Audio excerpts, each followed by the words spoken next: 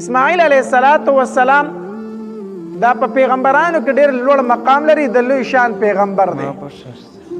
پلار یې هم د ډېرې لوړې مرتبې پیغمبر دی، ابراهیم علیه السلام. پلار او زوی دواړه پیغمبران دي. اسماعیل علیه السلام په مکه مکرمه کې پاتې کېدو، ځکه ابراهیم علیه السلام په وړوکوالي باندې د خپلې بیبي د هاجرې بیبي سره دغلته په خوشي بیابان کې پرېښی و. اسماعیل علیه السلام په مکه مکرمه کې پاتې کېدو، هلته رالوی هم شو. او ابراهیم علیه السلام په شام کې پاتې کېدو. د مکې مکرمې او د شام په منځ کې ډېره لویه فاصله ده. ابراهیم علیه السلام به کله کله د دې خپل زوی تماشې له نندارې له راته چې تپوس یې وکړم چې په څه حالت کې دی. اسماعیل علیه السلام بیا لوی شو، ځوان شو، ځوانۍ ته ورسېدو، مکه مکرمه کې پاتې کېدو.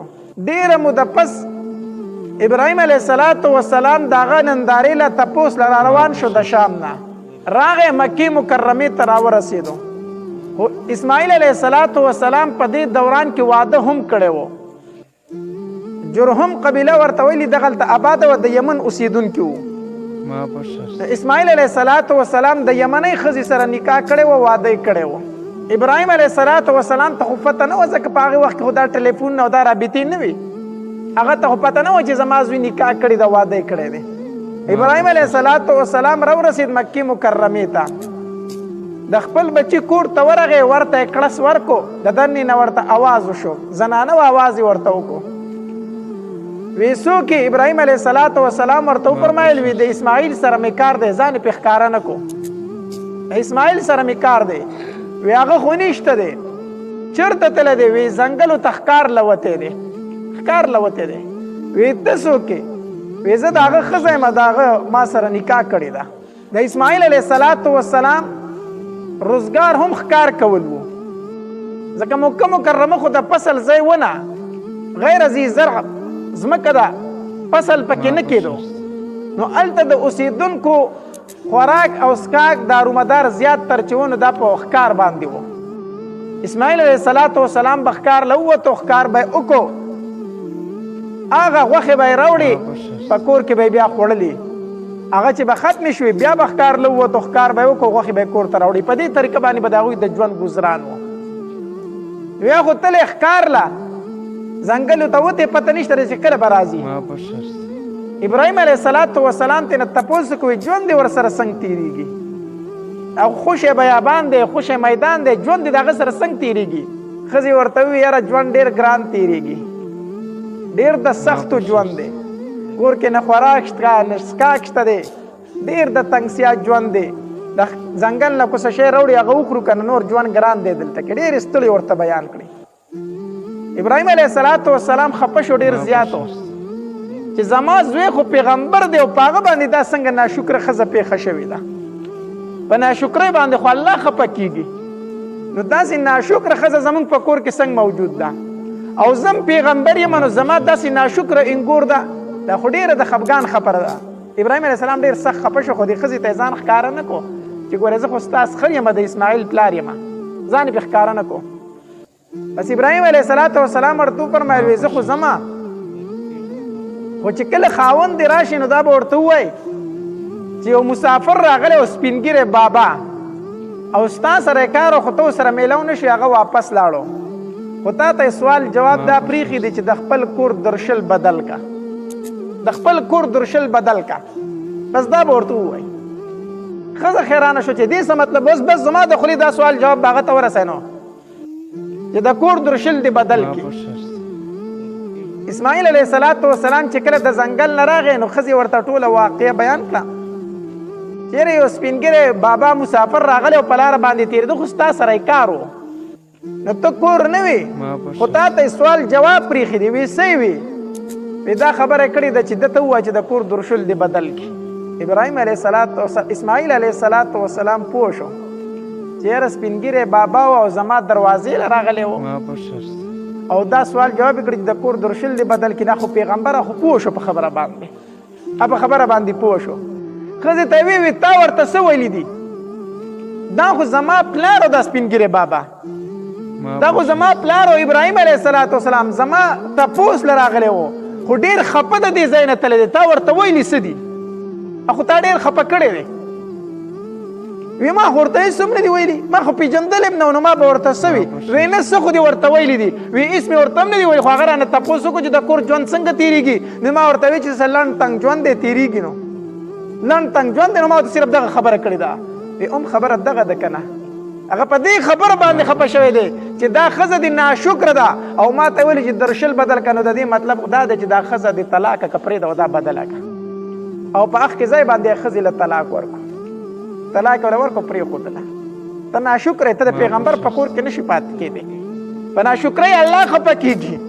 نو چې الله ته خفه کوي نو د پیغمبر په کور کې به څنګه پاتې کېږي؟ طلاق یې وله ورکړو. څه ډېره موده پس ابراهیم علیه السلام بیا راغی د اسماعیل علیه السلام خواله. بیا یې ورته کړس ورکو، د دننه نه ورته اواز وشو، وی څوک یې؟ ابراهیم علیه السلام ورته وفرمایل وی د اسماعیل سره مې کار دی، کور شته دی؟ ای ښځې ورته د دننه نه ووي، وی نه هغه خو نشته دی، ځنګل ته ښکار له تلی دی، ځنګل ته ښکار له تلی دی. وی ته څوک یې؟ وی زه د هغه ښځه یم. وی ژوند دې ورسره څنګه تېرېږي؟ هغې وی شکر الحمدلله، ډېر ښایسته ژوند مې ورسره تېرېږي او د الله چې څه راکړي په دې د الله لاک لاک شکر دی. ډېر ښکلی وخت تېرېږي، ډېر ښکلی ژوند تېرېږي. ابراهیم علیه السلام پوه شو چې دا ښځه هغه زړه ښځه نه ده، دا هغه ښځه نه ده، دا بله ښځه ده چېرته، ځکه چې دا ډېره شکرګزاره ښځه ده. ابراهیم علیه السلام ورته ځان ښکاره کو، وی زه د اسماعیل پلار یم، ستا سخر یم. په هر حال هغې ورله ډېره مېلمستیا وکړله او ابراهیم علیه السلام د هغې ځای نه رخصت شو ډېر خوشحاله، ځکه ځان یې ورته ښکاره کړو چې زه د هغه پلار یم. دې ډېر عزت ورکړو د هغې ځای نه چې ابراهیم علیه السلام واپس کېده که نه، هغې ښځې ته ورله یوه خبره وکړه ده. وی چې کله اسماعیل راشي نو زما د خولې به ورته دا سوال جواب وکړي چې ستا پلار وي چې دا درشل ګورې مضبوطه وساته، دا درنه ځای نه شي. دې څه مطلب؟ بس زما د خولې سوال جواب دی، دا هغه ته ورسوه، نو دا هغه ته ورسوه. چې کله اسماعیل علیه السلام د ښکار نه راغی نو ښځې ورته ټوله کیسه وکړه چې ګورې ستا بابا جان راغلی و، ابراهیم راغلی و علیه السلام، او ما ډېر قدر ورله وکړو، ډېر عزت مې ورله وکړو، ډېر خوشحاله تو، خو چې ته نو ما ته یوه خبره وکړله، تا ته سوال جواب پرېښي دي. وی څه یې ویلي دي؟ وی ما ته وي چې زما بچي اسماعیل ته به ووایه چې دا درشل مضبوطه وساته. دغه یې راته ووي نو نور یې راته څه نه دي ویلي. اسماعیل علیه السلام پوه شو، وی شکر الحمدلله، زما پلار زما د کور نه خوشحاله تلی دی، زما پلار زما د کور نه خوشحاله تلی دی. ښځې ورته وی څه مطلب؟ ولې څنګه تا ته څنګه پته ولګېده؟ وی د درشل نه مراد ته یې، ته یې یاده کړي یې چې دا درشل مضبوطه وساته، دا ډېره ښه درشل ده، دا درنه ځای نه شي. وی ستا نه وړاندې زما بله ښځه هم وه او زما پلار دغه شانتې راغلی او څنګه چې دا نن راغلی دی، خو هغې ورته ډېرې ستړې بیان کړې وې، ډېره ناشکري کړې وه. نو ما ته مې زما پلار سوال جواب پرېښو چې اسماعیل ته ووایه چې دا درشل بدله کړه، بیا هغه ما پرېښودل، هغه ناشکره وه. او دا ځلې دا سوال جواب وکړو چې دا درشل دې مضبوطه وساتي، نو مطلب دا دی چې دا ښځه دې ښه ښځه ده، دا ضایع نه کړې، دا وساته د ځان سره، ستا نه رضا تلی دی. ته شکرګزاره یې د هغې صبرناکې ښځې، د هغې شکرګزارې ښځې.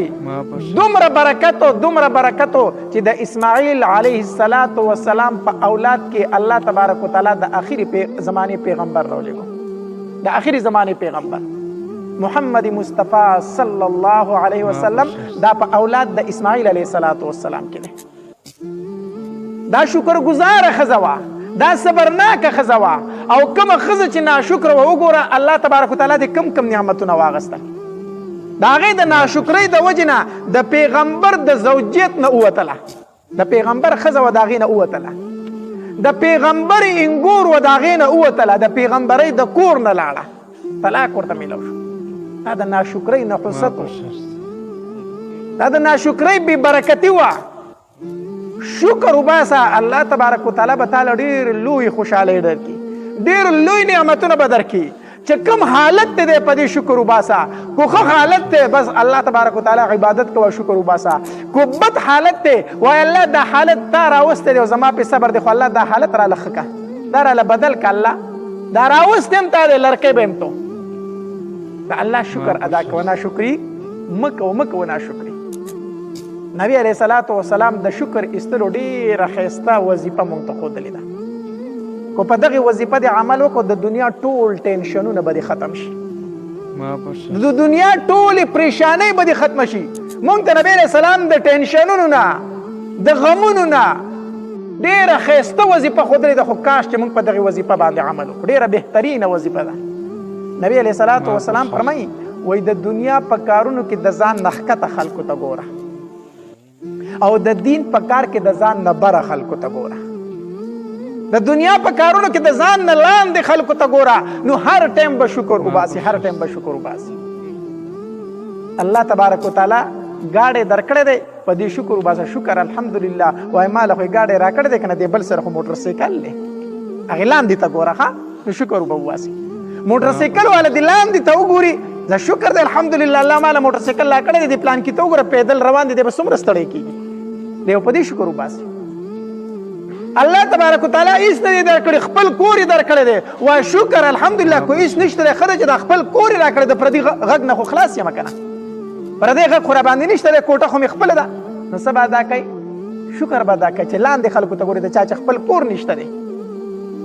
یو سړی دی په کرایې باندې په کور کې پاتې کېږي، نو دی د هغې چا ته وګوري چې کرایي نشي ورکولی، دی بیا شکر ادا کوي چې شکر الحمدلله دومره طاقت الله خو دې راکړی چې کرایي خو ورکوم که نه، خو دا کرایي مې نشي ورکولی، د خلکو به راباندې خپل خدمتونه کول. بیا یو سړی کرایي نشي ورکولی که نه، نو په کوټه چې پاتې کېږي نو ښځې نر ولا بیا خدمتونه کوي که نه کوي.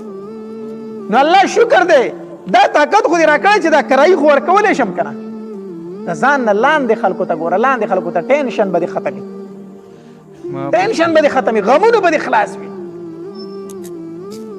دنیا پکې د ځان نه لاندې خلکو ته ګوره، هیڅ تر سره نشته، هیڅ تر سره نشته دی، په اندامونو باندې روغي. وایي شکر الحمدلله چې دا لاسونه دي الله راکړي دي، شکر الحمدلله الله چې دا سترګې خو دې راکړي دي که نه. اړندو ته وګوره د پلان کې خو سترګې هم نشته دی، ړوند دی هغه د هغې انسان ته وګوري د چا چې لاسونه نشته دی. الله کو سترګې دې نه دي راکړي دي، الله خو دې راکړي که نه. خپل پرتوغاښ خو په خپله تړلی شم، خپل عورت خو پټولی شم که نه، دی به بیا هم شکر ادا کوي. لاس دې نشته دی، الله هغې خلکو ته وګوره چې د چا خپې نشته دی، وایي الله شکر دی کو لاس مې نشته دی، دا خپې چې دې راکړي دی پلان کې ته وګوره په خړپوسو روان دی، خپې خو مې خپلې دي ګرځم خو که نه. لنډه درته دا ومه چې د ځان نه لاندې خلکو ته ګوره، باندې ته مه ګوره. او کو الله هېڅ نه دي درکړي، هېڅ نه دي درکړي که نه، نه لاس شته، نه خپې شته، نه سترګې شته دی، هېڅ هم نشته، هېڅ نشته. خو چې کلمه یې درته نصیب کړي د نو وایي شکر الحمدلله الله چې هېڅ نشته دی که نه، خو په دې ستا لاک لاک شکر دی چې مسلمان دی پیدا کړی. بیا به مو شکر وباسي. الله کو هېڅ نشته دی، خو په دې شکر دی چې مسلمان دی پیدا کړی، کافر دی نه پیدا کړی چې کله کافرو ته وګوري. په دې خپل ایمان، په دې خپل اسلام به شکر ادا کوي. بیا الله دا خو د دنیا لږ ژوند دی، 80 کاله دی، 80 کاله دی، 80 کاله دی، زیات نه زیات 100 کاله دی. الله خیر دی، په تکلیفونو کې به تیر کما، خو الله شکر دی چې کلمه دې را نصیب کړي د قبر د عذاب نه خو به خلاص یم. الله په آخرت کې خو به داسې ګوډ نه یم، داسې شل خو به نه یم که نه. الله شکر به ادا کوي، شکر په هر حالت باندې د الله شکر ادا کول پکار، په دې خپل ایمان باندې، په دې خپلو عباداتو باندې، د دې خپلو تهجدو باندې، دې باندې شکر وباسه، په دې شکر وباسه. ملنګو په لاره باندې تېرېدو، نو د ښار په دروازو تېرېدو، نو اراده وکړه چې د ښار ته دننه شمه، څوک به راله ډوډۍ موډۍ راکړي، اوبه راکړي، لږ ارام به په دې ښار کې وکړمه. مخکې په دې ښاریو باندې ګیټونه لګېدلي وو، ښه پېښور کې اوس هم شته دی که نه، دا پلانکې ګټ دی، لاهوري ګټ دی، واسیا ګټ دی، او پلانکې ګټ دی، او پلانکې ګټ دی، دننه پکې بیا لوی لوی ښارونه. دا به مخکې دا ګیټونه وو، دا به چې بند شو د شپې به یې دا بندولي مو، نو دننه ښار به محفوظ شو، ځکه ښار نه بغیر چاپېره چاردیوالي تا وه. نو دې ښار ته به دننه شمه، نو څه اوبه موبه ډوډۍ موډۍ خو به وکړم که نه. نو چې د ښار ګیټ له ورغې، خلک په لاینونو کې ولاړ دی او ګیټونه د ښار بند دي، دننه څوک نه پرېږدي. ملنګ تپوس کوي دا ولې د ښار دا ګیټونه بند دي چې دننه څوک نه ځي؟ نو چا ورته وي د بادشاه یو قیمتي باز دی هغه ورک شوی دی، قیمتي باز دی هغه ورک شوی دی. نو بادشاه اعلان کړی دی چې د ښار ګیټونه بند کړئ، هسې نه چې زما باز چېرته بار ته وځي. ملنګ چې دا خبره واورېده، د هغې ځانې څادر له کړس ورکړ او واپس روان شو، د سمندر غاړې ته لاړ. د سمندر په غاړه باندې کېناسته، اسمان ته یې وکتل، وی الله ستا ډېره عجیبه بادشاهي ده، نو زه پکې څه نشم ویلی. الله ستا عجیبه بادشاهي ده، نو زه پکې څه نشم ویلی. زما په شانتي وخیار انسانو چې ستا عبادت کوي د شپې تهجد کوي تا ته جړاګانې کوي هغه په دې حالت کې دی چې په بدن باندې کپړه نشته دی په سر باندې صادر نشته او په خپو باندې پیزار نشته ادي په دې حالت کې پیدا کړی دی زما په شانتي وخیار سړی ملنګي کوي او داسې بېوقوف انسان چې د هغه باز ورک شوی دی نو د ښار دروازې بندي کړي دي هغه د بادشاه کړی دی نو باز په دروازو وځي دا خر دی اس دی اوښ دی چې هغه په دروازه وځي باز خو الوځي خو په اواز وي نو د هغه د دروازو سره سویمه ده نو په باز پسې د ښار دروازې بند کړي نو داسې بېوقوفه سړي نه دي راته بادشاه راښ کړی دی الله ستا عجیبه بادشاهي ده زه پکې څه نشم ویلی چې زما په شان وخیار سړی پکې ملنګي کوي او داسې بېوقوفه پکې بادشاهي کوي په دې غم کې ناست دی اوده شو خوب وله ورغی چې اوده شو نو په خوب کې ورته د الله تبارک وتعالی دیدار ور نصیب شو الله تبارک وتعالی ورته فرمایي ولې خفه څه وجه ده داسې په غمونو کې وی الله ستا بادشاهۍ ته حیران یمه ستا د بادشاهۍ حیران کړی ما وی ولې څه چل دی زما په بادشاهۍ کې څه چل دی چې تا هغې ته حیرانه وی حیرانه په دې ما چې زما په شانتې تقوادار سړی نیکعمله سړی وخیار سړی ملنګي کوي او داسې بېوقوفه خلک چې په باز پسې د ښار دروازې بندوي هغه پسې بادشاهي کوي نو الله ستا بادشاهۍ ته به حیرانه نه یم الله تبارک وتعالی ورته په دې خوب کې وایي زه خو په دې خپلو فیصلو باندې خوشحاله یم او ټیک راته ښکاري او که تا ته په اعتراض نو زه به دا فیصله بدل کم اوس خوب دی که زه به دا فیصله څه کمه بدل کمه څنګه به بدل کړي الله بس ته ملنګ تا په بادشاه کم او دغه بادشاه به ملنګ کم الله کولی شي که نه شي کولی شي د سترګې په رب کې کولی شي ښه نن بادشاهي اثار له چې ګوري نو په جیل کې پروت بیا احتجاج کوي رضا دې رالګئ هلکه دا خو بادشاه نه و دا د الله د تقدیر فیصلې دي ښه الله یې کولی شي بس دا ملنګ به بادشاه کما او بادشاه به ملنګ کما کو ته په دې فیصله رضا یې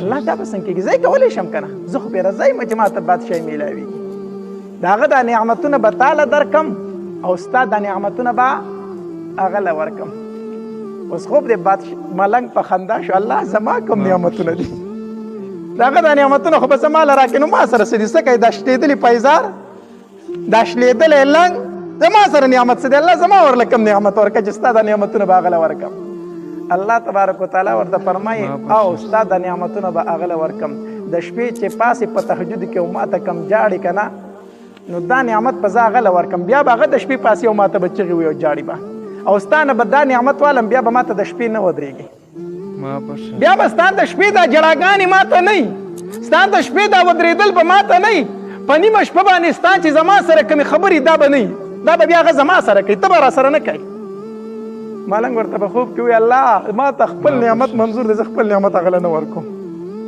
خپل نعمت هغه له نه ورکوم الله زما د خپل نعمت خوښ دی غرض مې څه و کو هېڅ در سره نشته مسلمانې د شپې پاسې تهجد کوي الله ته چغې وایي الله ته جاړي قسم په الله دا داسې نعمت دی که نه چې په دې نعمت باندې څوک بادشاهي هم نه اخلي دا داسې نعمت دی خو د شپې د جړاګانو چې چا خوند اخیستی دی د شپې د تهجدو چې چا خوند اخیستی دی د شپې د خبرو د الله سره چې چا خوند اخیستی دی دا ځان له یو نعمت دی دا ځان له یو خوشحالي ده دا ځان له یو خوند دی د دې نه هر سړی خبر نه دی ملنګ وی الله دا نعمت خو ورله نه ورکوم دغه بادشاهي مې نه ده پکار خو دا نعمت ورله نه ورکوم الله په خپلو کارونو باندې ډېر ښه پوهېږي په هر حالت کې د الله شکر ادا کوه مونږ باندې خو چې یو ټیم ډوډۍ راته سمه میلاو نه شي بس ناشکري ده یو ټیم خو ډوډۍ سمه ونه خوړه ناشکري ده بس په دې کور کې خو د دال نه ما سوا بل شی نه پخېږي نو خو چې راځم دال خو راته ایښی په دې کور کې څه دي پلیټ له به دیکه ورکې اخوا ناشکري ده په مړه ګېډه باندې به هر ټیم ډوډۍ خوري خو که یو ټیم ناره راغله بس ناشکري ده په خولې باندې د ناشکرۍ خبرې دي ښځې ته به خاوند ښه راشن ورته وایي ښه خرچه به ورکوي خو که یو میاشت داسې راغله چې پکې خرچه لږه کمه وه وایي ستا کره چېرته ما ښه د ورځ لیدلې ده زه خو چې راغلی م دغه وږي دي او نارې دي او بربنډې ورځې دي ستا کره شکر یې چېرته ادا نه کو دا نه و چې ټول عمر ته راچلولي ما خوړلي ده. خیر دی دا ژوند دی، کله به څنګه او کله به څنګه ځان نه لاندې خلکو ته ګورئ. زمونږ ژوند چې د ټینشنونو نه ډک دی، د پریشانونو نه ډک دی، زمونږ په خوله باندې خندا نه راځي، په تندي مو هر ټایم 12 بجې وي، په دې ذهن خو بوج وي. وجه دا ده چې موږ د ځان نه برې خلکو ته ګورو، د ځان نه برې ته ګورو. پلان کې ګاډي اغستې ما خو نه دی اغستې، پلان کې بنگله جوړه کړه ما خو نه ده جوړه کړې، پلان کې جایداد واغسته ما خو وانه اغست. لکه د لاندې نه ځان ته وګوره چې لږ خوشحاله شي، دا ټینشنونه دې ختم شي. په دین کې چېرته موږ د ځان نه بره ته ونه کتل چې دا پلان کې د سحر اذان له راځي نن به زه راځم، دا پلان کې د سحر په مانځه کې سره د بچو ولاړ وي نن به زه سره د بچو ولاړ یم، د پلان کې بچې حافظ قرآن دی زما به 2 بچې حافظ قرآن وي، د پلان کې بچې عالم دی زما بچې به عالم جوړیږي. ځان نه په دین کې موږ بره ونه کتل. حالانکه حدیث مبارک کې راځي نبی علیه السلام فرمایي په دین کې د ځان نه برې خلکو ته وګوره، په دین کې د ځان نه برې ته وګوره. تم سیالي شروع کا بره شه په دین کې، په دنیا کې د ځان نه لاندې ته وګوره. موږ الټه کړي دي، موږ خبره الټه کړې ده. موږ په دنیا کې د ځان نه برې خلکو ته ګورو او په دې خوشحالېږو. یاره وایي ناسته پاسته مې د غټو خلکو سره ده، لا کالري پکې داسې کېږي. صحیح ده که نه؟ ناسته مې د غټو خلکو سره ده، د MPA صاحب سره کېنم، د MNA صاحب سره کېنم، د ملک او د نواب سره کېنم. د غټو خلکو سره چې کېنې بیا چې واپس را رواني حالت دې څنګه وي؟ حالت دې څنګه؟ په سترګو دې توره تیاره وي که نه وي؟ ولې تا خو د MPA صاحب د MNA صاحب پستې کرسۍ ولیدې نو ستا کره هغه شته؟ تا خو غټ غټ ګاډي ولیدل نو ستا سره شته دی؟ نو بیا د هغې طرفه چې را رواني دماغ دې کار کوي، په ټینشنونو کې را روانې. د ځان نه چې د برې سره تعلق ساتي بیا به دې دا حالت وي، ژوند به دې د غمونو نه ډکوي. د غریبانانو سره کېنه، د کمزورو سره کېنه چې واپس راځي چې په دې خپل هر څه باندې شکر وباسي. تا ته به عزت درکوي، تا ته به کینې او پاسي. موږ د غټانو سره کینې پاسو نه چې هغه پاسي نه موږ 3 پیرې پاسو. دا ژوند دی. ژوند موږ ځان ته ګران کړی دی، ژوند موږ ځان له د ټینشنونو نه ډک کړی دی، ژوند موږ ځان له د خفګانونو نه ډک کړی دی. چې څه الله درکړي په دې باندې شکر ادا کوه. ملنګو په لاره باندې تېرېدو نو د ښار په دروازو تېرېدو نو اراده وکړه چې د ښار ته دن نه شمه، څوک به راله ډوډۍ موډۍ راکړي، اوبه راکړي، لږ ارام به په دې ښار کې وکړمه. مخکې په دې ښاریو باندې ګیټونه لګېدلي وو، ښه پېښور کې اوس هم شته دی که نه؟ دا پلانکې ګټ دی، لاهوري ګیټ دی، واسیا ګیټ دی، او پلانکې ګیټ دی، او پلانکې ګیټ دی. دننه پکې بیا لوی لوی ښارونه. دا به مخکې دا ګیټونه وو، دا به چې بند شو د شپې به یې دا بندولو مو نو دننه ښار به محفوظ شو، ځکه ښار نه به ګیر چاپېره چاردیوالي تا ووه. نو دې ښار ته به دنګ نه شمه، نو څه اوبه موبه ډوډۍ موډۍ خو به وکم که نه. نو چې د ښار ګیټ له ورغې خلک په لاینونو کې ولاړ دی او ګیټونه د ښار بند دي، دننه څوک نه پرېږدي. ملنګ تپوس کوي دا ولې د ښار دا ګیټونه بند دي چې دننه څوک نه ځي؟ نو چا ورته وي د بادشاه یو قیمتي باز دی هغه ورک شوی دی، قیمتي باز دی هغه ورک شوی دی. نو بادشاه اعلان کړی دی چې د ښار ګیټونه بند کړئ، هسې نه چې زما باز چېرته بار ته وځي. ملنګ چې دا خبره واورېده د هغې ځای څادر له کړس ورکړ او واپس روان شو، د سمندر غاړې ته لاړ. د سمندر په غاړه باندې کېناسته، اسمان ته یې وکتل، وی الله ستا ډېره عجیبه بادشاهي ده، نو زه پکې څه نشم ویلی. الله ستا عجیبه بادشاهي ده، نو زه پکې څه نشم ویلی. زما په شانتې وخیار انسانو چې ستا عبادت کوي، د شپې تهجد کوي، تا ته جړاګانې کوي، هغه په دې حالت کې دی چې په بدن باندې کپړه نشته دی، په سر باندې څادر نشته او په خپو باندې پیزار نشته، ادې په دې حالت کې پیدا کړی دی. زما په شانتې وخیار سړی ملنګي کوي او داسې بېوقوفه انسان چې د هغه باز ورک شوی دی نو د ښار دروازې بندي کړي دي، هغه دې بادشاه کړی دی. نو باز په دروازو وځي، دا خر دی، اس دی، اوښ دی چې هغه په دروازه وځي. باز خو الوځي خو په اواز وي، نو د هغه د دروازو سره سویمه ده. نو په باز پسې د ښار دروازې بند کړي، نو داسې بېوقوفه سړي نه دې راته بادشاه راخ کړی دی. الله ستا عجیبه بادشاهي ده، زه پکې څه نشم ویلی چې زما په شان وخیار سړی پکې ملنګي کوي او داسې بېوقوفه پکې بادشاهي کوي. په دې غم کې ناست دی، اوده شو، خوب وله ورغی. چې اوده شو نو په خوب کې ورته د الله تبارک وتعالی دیدار ور نصیب شو. الله تبارک وتعالی ورته فرمایي ولې خفه یې، څه وجه ده داسې په غمونو کې؟ وی الله ستا بادشاهۍ ته حیران یم، ستا دې بادشاهۍ حیران کړی ما. وی ولې څه چل دی زما په بادشاهۍ کې، څه چل دی چې تا هغې ته حیرانئ؟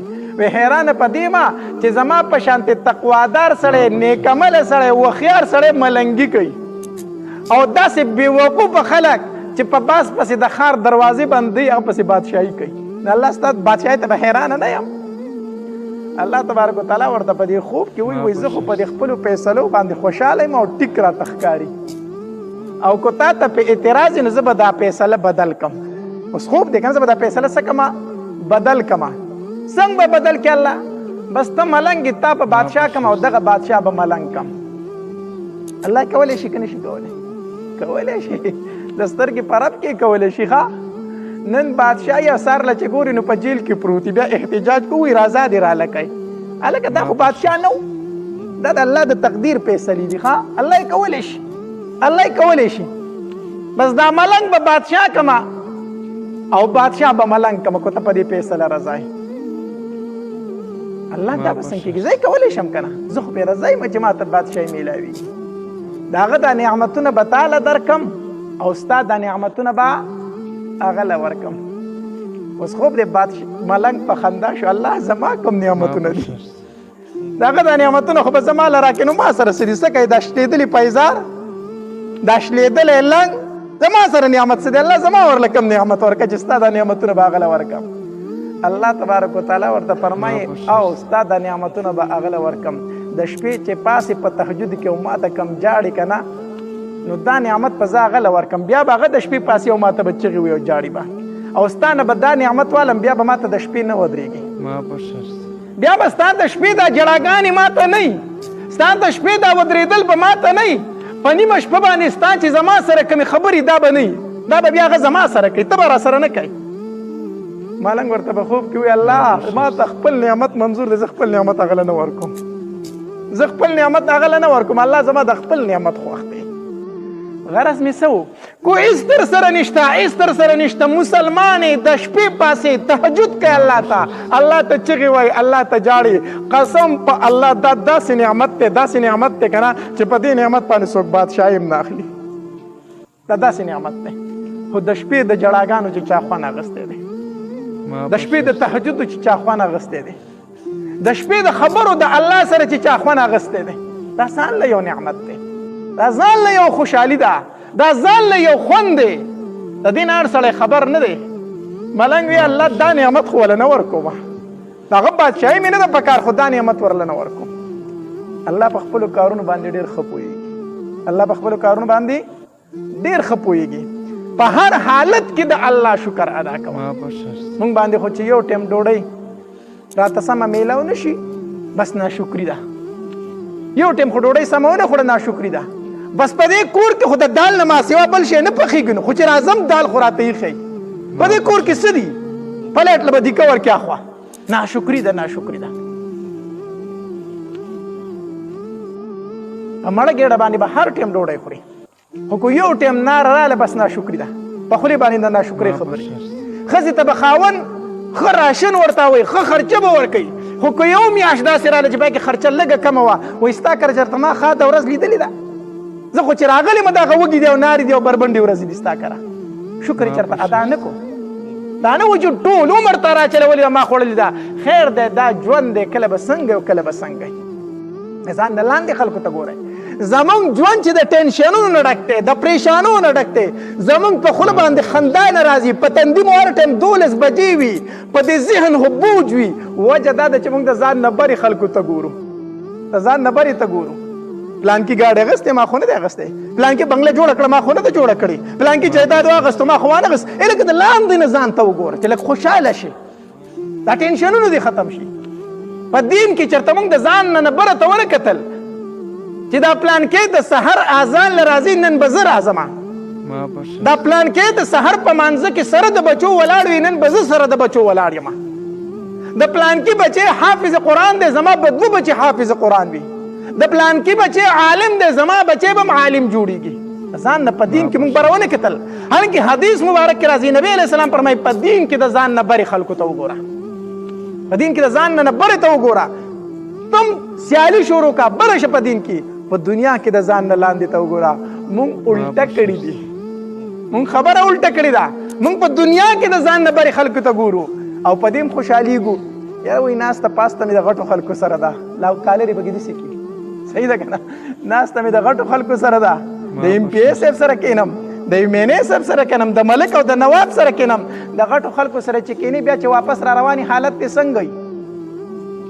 ته څنګه پسترګو دي تور تیار وي کنه وي ولې تا خو د ام پی ایس به د مینې سره پستی کورسه ولې د نستا کر غشتا تا خو غټ غټ گاډي ولې د نستا سره شته نه بیا دغه طرف چې را رواني دماغ دې کار کوي په ټینشنونو کې را رواني د ځان نه چې د بری سره تعلق ساتي بیا به د حالت ژوند به د غمونو نه ډکې د غریبانو سره کېنه د کمزورو سره کېنه چې واپس راځي چې په خپل هر څه باندې شکر وباسي تا ته به عزت درکې تا ته به کینی او پاسي موږ د غټانو سره کینو پاسو نه چې هغه پاسي نه موږ درې پیری پاسو دا ژوند دی ژوند موږ ځان ته ګران کړی دی ژوند موږ ځان له ټینشنونو نه ډک کړی دی ژوند موږ ځان له خفګانونو نه ډک کړی دی چې څه الله درکړي په دې باندې شکر ادا کوه